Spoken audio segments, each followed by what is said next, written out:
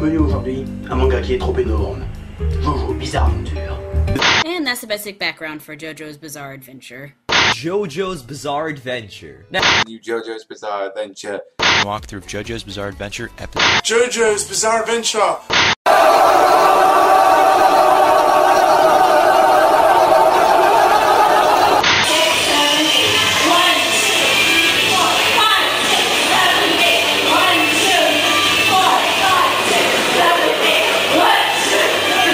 Gonna die, or what the fuck is this character wearing? This nigga got lipstick on. You know, it just hits you with so much what the fuck. But that's what makes it so great. And that's why I'm happy the Naruto niggas.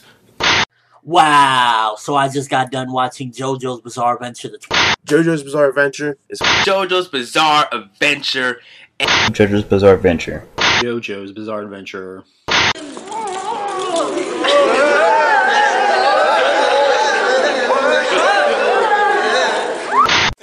said it's like a bloody storm. I said it's like a bloody storm. Ba do do do do do do do do do do. Ce Stardust Crusader a l'air sympa et tout, mais je pense pas que j'irai l'acheter. Quoi? Après tout le baratin digne d'un VRP que je viens de te sortir?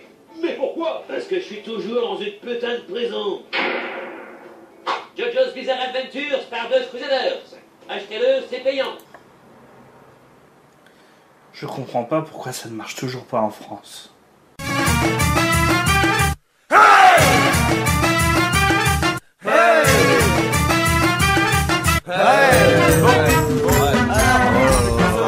Bonjour, c'est Packboy pour ces mangas méconnus. Aujourd'hui, une émission un petit peu spéciale car c'est la première partie de 3 émissions sur le manga JoJo's Bizarre Adventure. JoJo's Bizarre Adventure est un manga de Hirohiko Araki. Sans 7 volumes au Japon, la série a débuté en 1987 et elle est toujours en cours, la série étant un véritable phénomène. Les fans sont véritablement attachés à l'œuvre, un peu comme les fans de Doctor Who ou My Little Pony. On a cette impression de faire partie d'une secte où tous les passages et folies de l'œuvre sont prétextes pour s'en amuser ou créer une mode entre fans. Mais heureusement, nous ne sommes pas tous comme ça. Achetez Jojo. Quoi? Hein? Achetez Jojo. Qu'est-ce qui se passe? Achetez Jojo. Et quand est-ce que j'ai pu filmer ça? J'aurais des tonnes d'exemples à donner, mais déjà autant parler des poses dans Jojo. Les personnages sont de véritables contorsionnistes, prenant des poses farfelues et complètement loufoques. Cet esprit burlesque dans les positions de Jojo sont une des bases qui rend la série unique.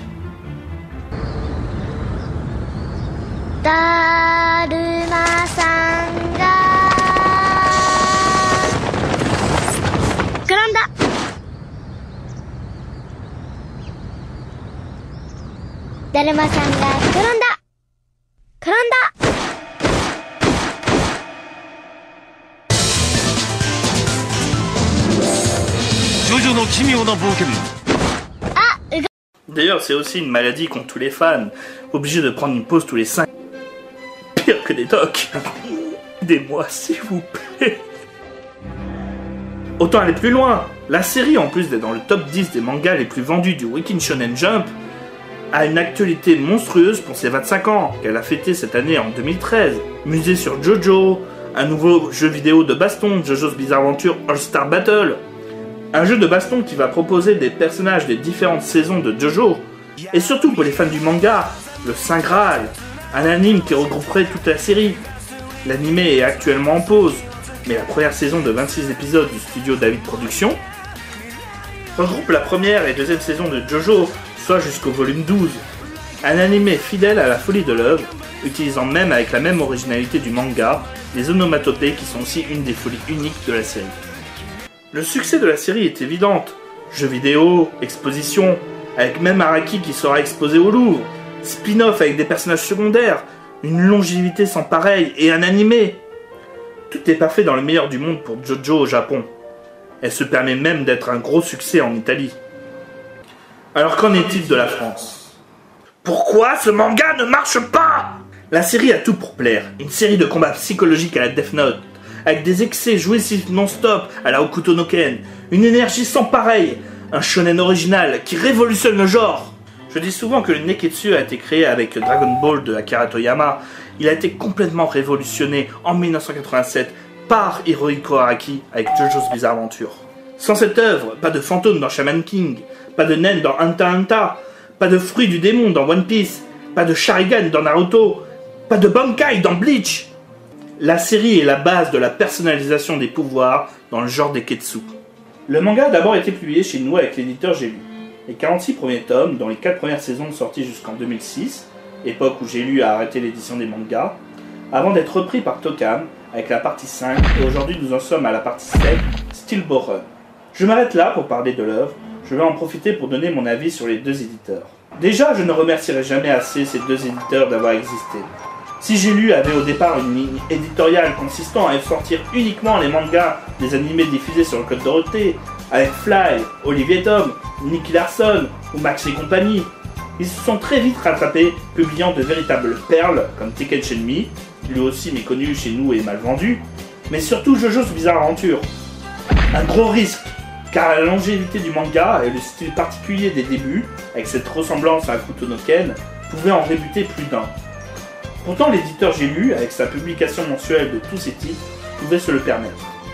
Je me souviens avec nostalgie de cet éditeur J'ai lu, car à chaque sortie de manga à la fin du mois, j'allais à la librairie de quartier qui était à 30 minutes de chez moi pour les acheter en avant-première, et je les lisais dès le chemin du retour tellement j'étais passionné par ces séries. Surtout que J'ai lu proposait un catalogue parfait. On critiquait souvent l'éditeur J'ai lu pour ses pages qui jaunissent ou ses erreurs de traduction, mais pour ma part, étant quelqu'un de très soucieux sur les mangas, mes pages de manga J'ai lu n'ont jamais jauni.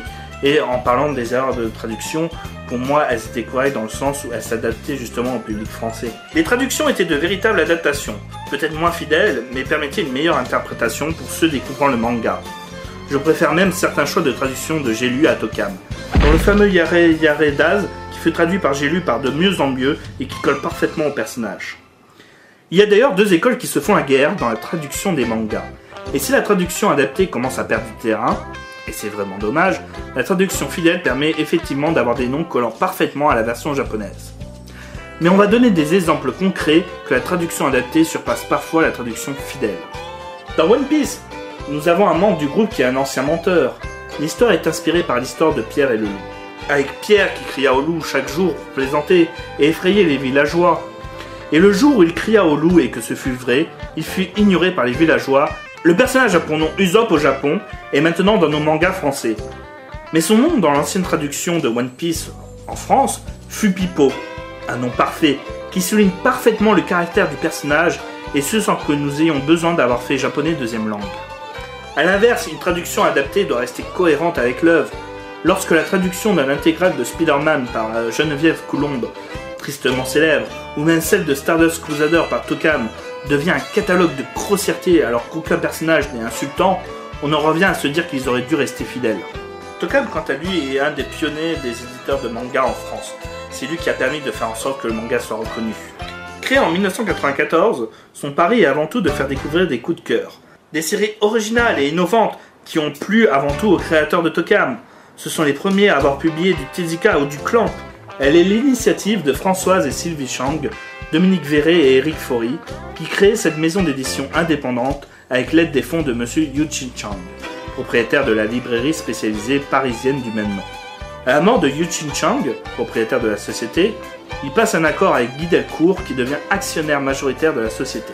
Si au départ Tonkam était aussi un magasin à rue Keller, oui je sais maintenant pour vous les jeunes, maintenant la rue Keller c'est surtout Manga Toys et Manga Discount, mais sachez qu'avant il y avait aussi le magasin Tonkam qui publiait même un fanzine en noir et blanc qui s'appelait Maniola. Tonkam n'a cessé d'enchaîner les déceptions, et ce malgré ses bonnes intentions. JoJo's Bizarre Adventure en est l'exemple parfait. Et là sa série est sur le fil du rasoir en France, et les ventes suffisent uniquement à sortir la suite correctement. La saison 3 est sortie en réédition chez Tonkam pour jauger d'une éventuelle suite à lancer. Mais c'est en cela qu'il faut encourager la série. Elle risque à tout bout de champ d'être annulée et pourrait même faire souffrir un éditeur historique comme Tonkam. Un éditeur exemplaire qui a pu parfois faire des erreurs mais qui a toujours travaillé par passion. Alors achetez ce manga pour qu'il arrête enfin d'être méconnu. Et pourquoi ? Tout ça sera dans un prochain numéro.